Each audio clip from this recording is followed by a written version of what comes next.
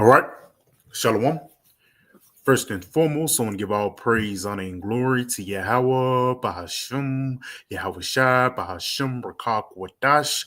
I want to give double honors to my apostle and elders, Great Millstone, who teach very well, while not this truth from, and salutation out there to the hopeful elect who continue to push this word in our truth, faith, and sincerity. And also, shalom to all the men, women, and children who sincerely believe upon the words of Yahweh, Bahasham, Yahweh Shai. And today, man, just basically getting on the same thing that everybody who's in this truth desires, the destruction of Babylon, man. You know, because the end of this place actually means the beginning of our righteousness. It's the beginning of our peace, you know. There was a saying in the old Western movies, this town is not big enough for the two of us. Why? Because Esau and Yasharallah can't reign at the same time. You know, either somebody got to be on top and somebody have to be submitted unto the other. You know, and there was a point we were submitted unto Esau. When even now, you know, we submitted unto Esau, and now we were submitted unto Esau during the Greek period, during the Roman period, the civil rights, slavery. But hey, guess what? Esau was once submitted or under slavery under us during the time of the rulership of the Dark Ages, and even during the times of Yahweh Shai and David. Now, it's like Solomon, it's the spirit in David. But again, one thing that we agree upon and that we all want to happen is the destruction of America, man. So let's go ahead and start off right here. This is the book of Matthew 13 and verse 17. For verily I say unto you that many prophets and righteous men have desired to see those things which ye see and have not seen them, and to hear those things which ye hear and have not heard them. Why? Go ahead and get this real quick in the book of Habakkuk, because guess what? You're going to Noah. He actually seen the destruction of that land. But let's talk about Lot. Lot didn't see the destruction of Sodom and Gomorrah, man. You know, he wanted to see the fatty who hit it on him 2 weeks ago. How much you want to bet it was a Mo that tried to holler at Lot, and Lot ended up rebuking him, man. And how much you want to bet Lot would have loved to see that man being destroyed, but he didn't, man. Now is the time. Even during the times of Yahweh Shai. Are you going to Acts, the first chapter? The disciples came until Yahweh Shai and asked them, without at this time restore again the kingdom of Israel? The Lord snapped on them, man. The Lord said, it is not for you to know. Basically, the Lord said, hold on and wait.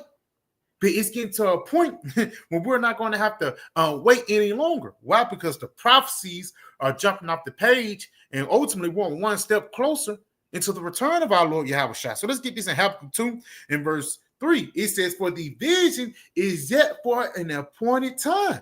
That's why these righteous men have desired to see these things, man. Even you go into Jonah. Jonah prophesied the destruction against Nineveh, but do you know that destruction actually happened years later? You know, after so like during the time of Tobit, you know. But let's read this again.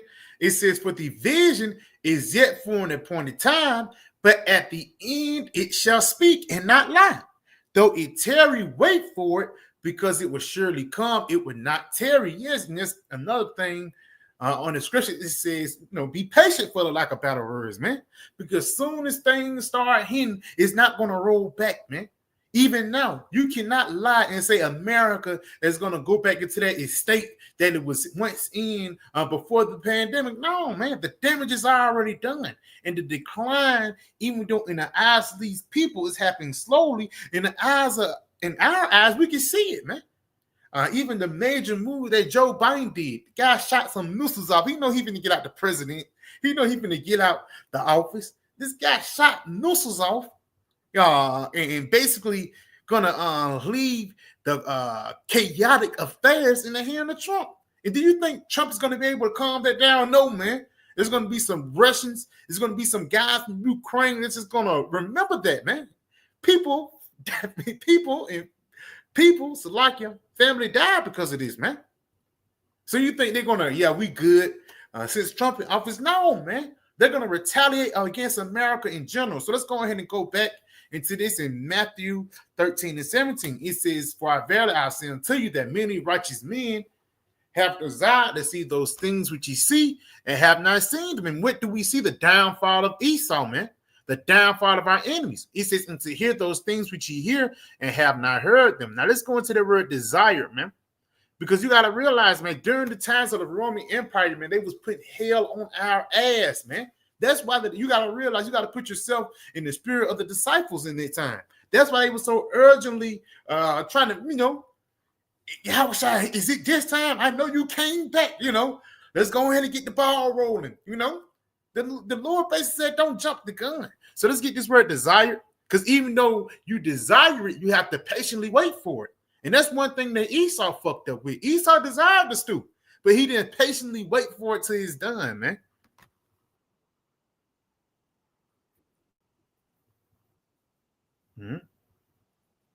Epithemeo. Let's go down to the Strongs. It says to set the heart upon, i.e., long for rightfully, the covet desire. So right there, in our mind, we long for righteousness to be established, man. Matter of fact, let's get this in Colossians 3, and I'm going to start at verse 1. It says, set your affections, like verse 1. It says, if you be risen with the Mashiach, seek those things which are above, where a Mashiach sitteth on the right hand of the Most High. Set your affection on things above, not on things on earth. Now, real quick, let's get that word affection too, because that word desire and affection, those are they low-key synonymous.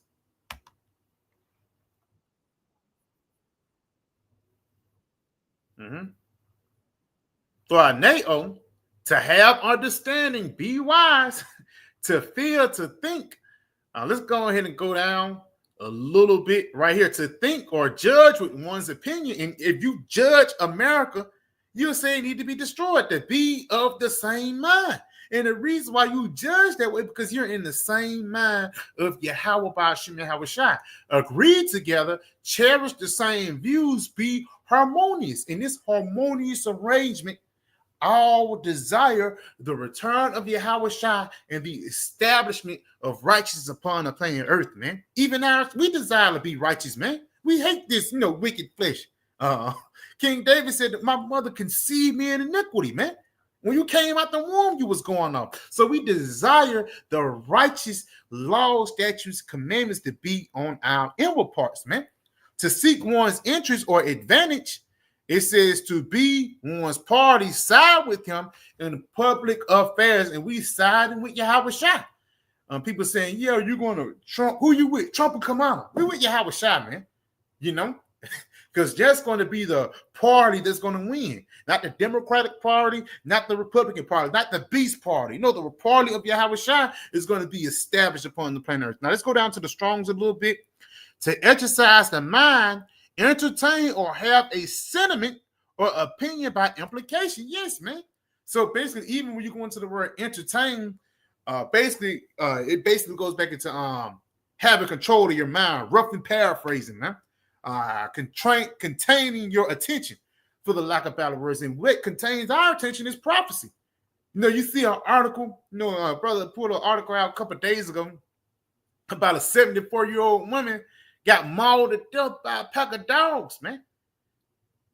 And she must be wicked as hell. And other people say, that's somebody, mom, that's somebody, grandma. But somebody that's righteous, they'll know why those things happen, man. So let's go ahead and go back into the Colossians 3.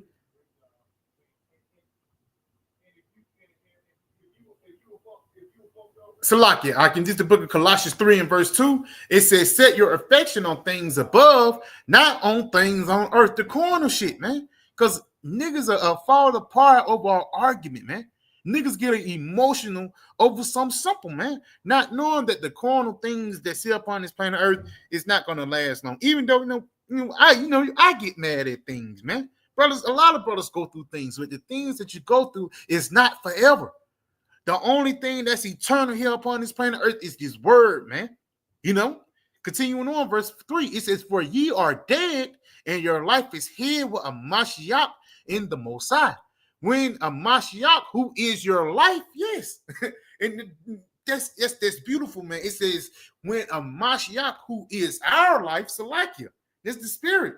when a Mashiach, who is our life. So this is where our attention, this is why our affection or our desire centers around, man. You know, bride want to go out, I gotta go to camp, you know. You know, all of a sudden she think you cheating on her, but you're really dealing with wisdom, man. Read this again. When a Mashiach, who is our life, shall appear, then shall ye also appear with him in glory. So guess what? We desire Yahweh now. So when Yahweh come in his glory, we're going to be like him. Even tells us that in the book of James, man. When he cometh, I don't know how it's going to be, but I'm going to be like, you know, I don't know what this going into, but I'm going to be like him, man. Because even that glory of Yahweh is going to set us apart from everybody else, man. The glory of getting raised up upon those chariots and the glory of Yahweh just cracking those clouds. All that attention is going to be upon him, man. But guess what? Guess what Yahweh going to come in his glory to do? Let's go to Isaiah, the 63rd chapter, and see what Yahweh is going to do in his glory. Is he going to do what Esau desire? No, he's going to do what Isaiah desire. He's going to do what Peter desire, man.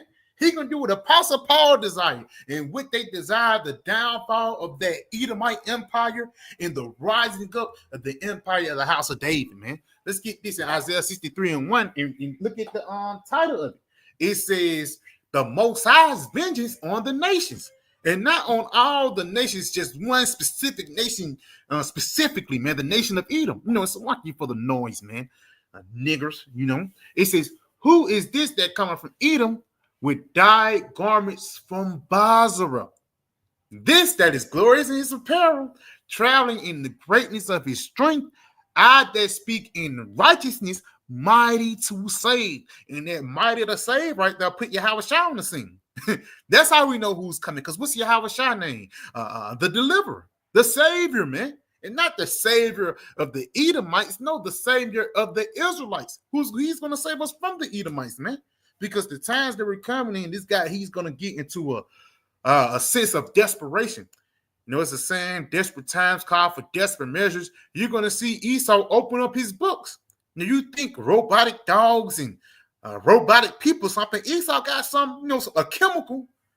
He could spread over the whole hood, and all of a sudden, everybody dead the next day, man.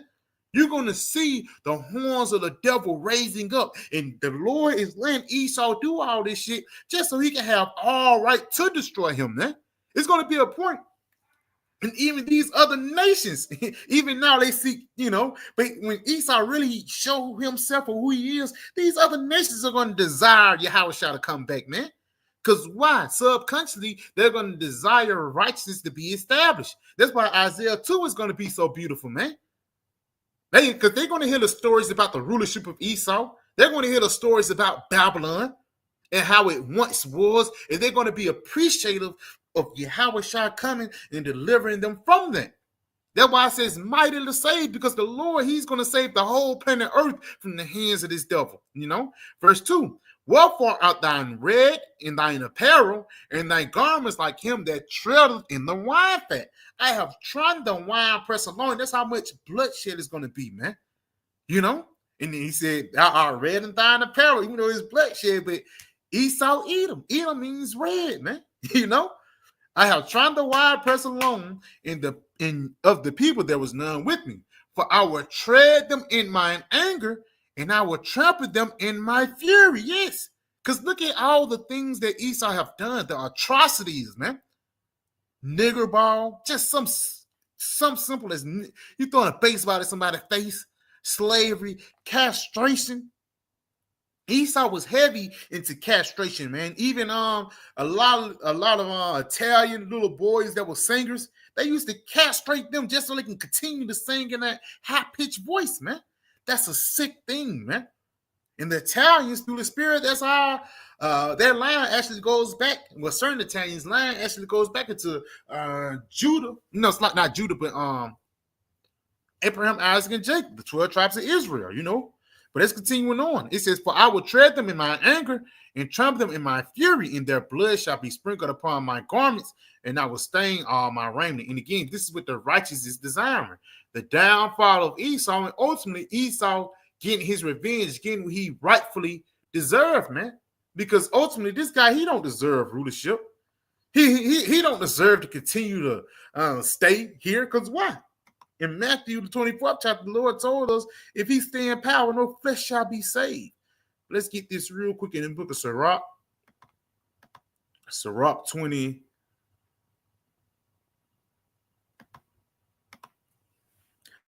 Sirach 25.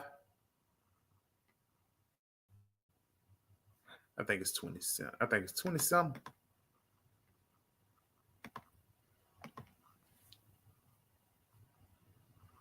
Yep. No. But that's a good one too.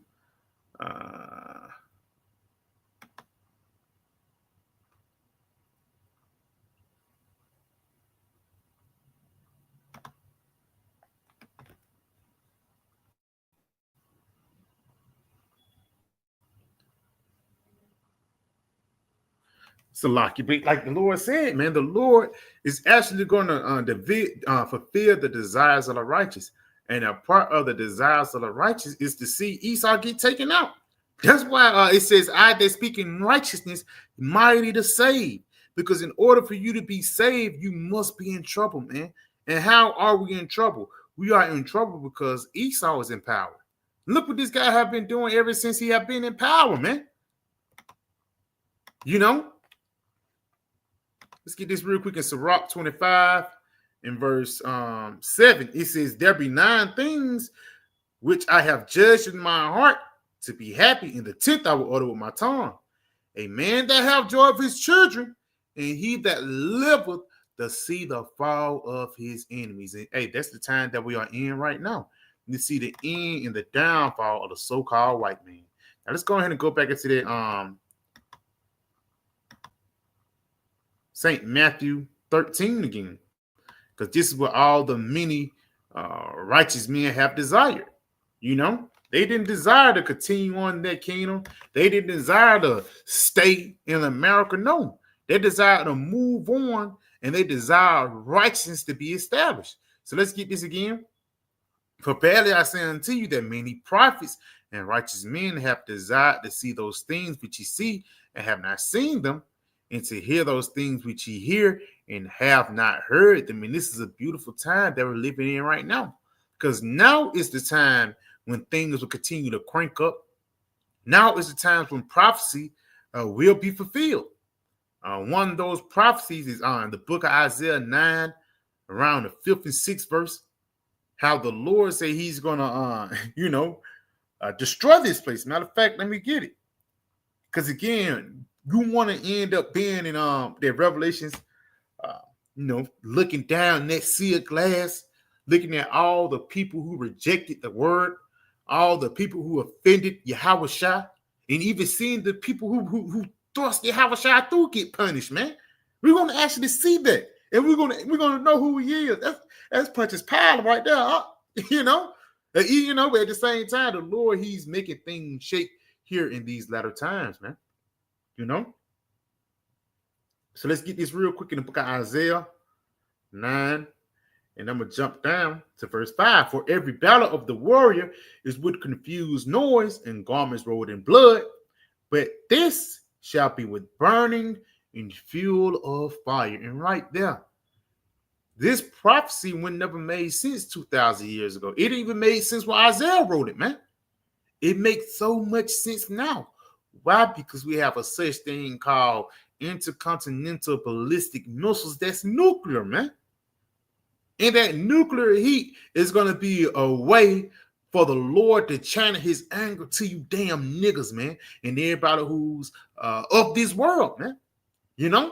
Because only the people of this world be get hit with a missile, man. The people who's comfortable here and ultimately who have their bed rest here. Let's get this in Zechariah 14. I'm going to jump down to verse 12. It says, and this shall be the plague wherewith the Lord will smite all the people that have fought against Jerusalem. Right down. So the ones who bucked up against the truth and ultimately never believed the truth from the beginning, man. You was just shucking and jiving. It says, their flesh shall consume away while they stand upon their feet, and their eyes shall consume away in their holes, and their tongue shall consume away with their mouth. And like the brothers always say, that movie, Terminator, the second one, when Sarah Connor was on the fence, you know, and what happened when she was on the fence? She got burnt, man. And it happened just like that. Her eyeballs burnt up in her eyes. Everything that you thought you was going, you had a 10-year plan. That's going to be burnt up. All the things you spoke in 5 years, I'm going to get a new Benz. Those things are going to be burnt up, man. You know? Real quick, let's get that word consume. In Zechariah 14 and 12, this is that word consume. Please bear with me.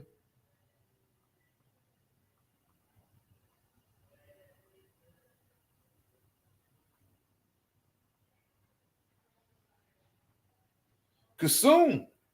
It says in the Strong's H4743, it says to dwindle, vanish, consume away, be corrupt, dissolve. Now, one of those words for dissolve is destruction, man.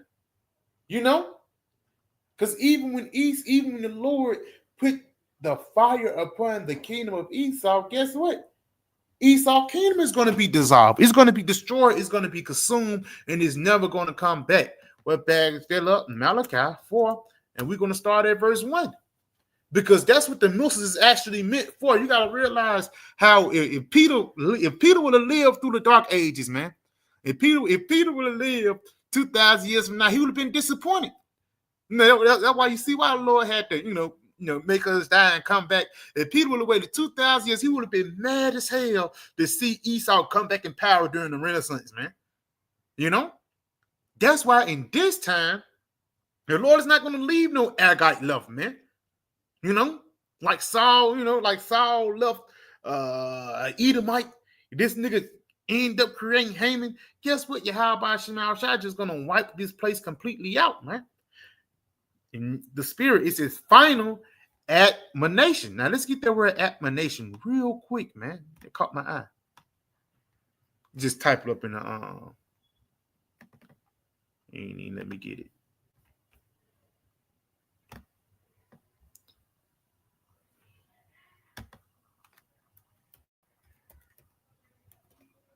Admonition. It says, an act or action of admonishing, authoritative counsel or warning, rebuke, reproof. This is the final reproof. Oh, scolding, attack, criticism, man. It's beautiful. Counsel, enjoyment, caution. Oh, spirit, rocket. Why rocket there? What the hell rocket mean, man? Rocket. Why does rocket and admonition is in the same sentence? Because this is talking about rockets getting shot off. It says, for behold, the day cometh that shall burn as an oven, and all the proud, which is Esau, and all that do wickedly, which is everybody that is joined unto him, shall be stubble. In the day that cometh shall burn them up, saith the Lord of hosts, that it shall leave them neither root nor branch. And that's the way that Yahweh Shema Shai is going to use the missiles. So this guy is not going to have any way to return. That's why the Lord ain't used the missiles on the Roman Empire, man. When you look at the Roman Empire, after the times of Yahweh Shai and after the times of the Peter, and it was a period of persecution. Hey, Jake got in that thing, man. So it dissolved unto Jake. It dissolved and Jake had the hand to it. But this is going to dissolve completely, man. It was a little branch left. And all of a sudden, 1,500 years later, that branch started growing back up again. But this time, the Lord is just going to do away with it by way of sending the missiles, man. And again, even though in front of the people's eyes, the missiles is a horrible thing, we rejoice at it. Why? Because the missiles is ultimately the step in the end in this kingdom. As soon as the missiles come, hey, the game over. We're at the end. That's the climax of the movie, man. And like it says in our 2nd Ezra, the 9th chapter, Esau is the end of the world, and Jacob is the beginning of it that follow. So after the missiles hit, peace is coming, man. So let's go ahead and get this real quick in 2nd Ezra. So like your 2nd Ezra 2, and I'm going to start at verse 27. Be not weary, for the day of trouble in heaven is coming. Others shall weep and be sorrowful. Why? Because they want to stay here. But thou shalt be merry and have abundance. And again, we're going to be in a different spirit, man, because we know what's coming ahead. You know? We know the kingdom of heaven is coming. You know, and it says that in Matthew 13, chapter 2, he that hath shall have more abundantly. It says, the heathen shall envy thee, but they shall be able to do nothing against thee, saith the Lord. Touch not my prophets and touch not mine anointed and do my prophets no harm, man. You know? Continuing on. And that's what it is, because Esau is going to want to try to, put us to death because we up next. Esau's going to try to put us to death because he know that we have the truth. But guess what? We knew to count the cost when we came into this truth. Even the Lord told us the servant is not greater than his master. They hated you, so they're going to hate me also. And how much more Esau is going to, because a lot of people coming to this truth, you want to be celebrated. You want to be the smartest guy on the block. No, you're going to be hated, man. And yes, you're going to be hated upon Esau. That's a norm, but you're really going to be hated amongst your own people, man. Going to a gas station, nigga staring you down, and ultimately you ain't do nothing to this nigga. You just have the spirit of Yahweh Shai upon you, man. And you're contrary unto him. He already know in his spirit that you want to rebuke, nigga got a blackened mouth, you know what I'm saying? Nigga a mo. He know in his spirit you want to rebuke him, man. And so that's why you get these evil stares, because we're not of this world. Isaiah 59:15, yeah, truth faileth, and he that departed from evil maketh himself a prey. Yes, you get away from this world. Now you the bad guy. You try to, I don't eat pork no more. Now they make fun of you, man. You don't commit adultery no more. Now you scared of it.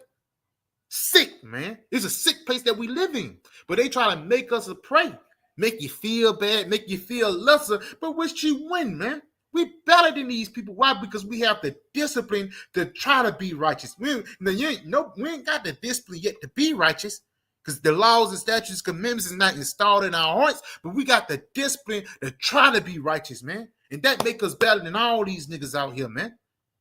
It says, and the Lord saw it. The Lord saw us trying. The Lord saw these niggas, messing with us. It says, and it displeased them that there was no judgment.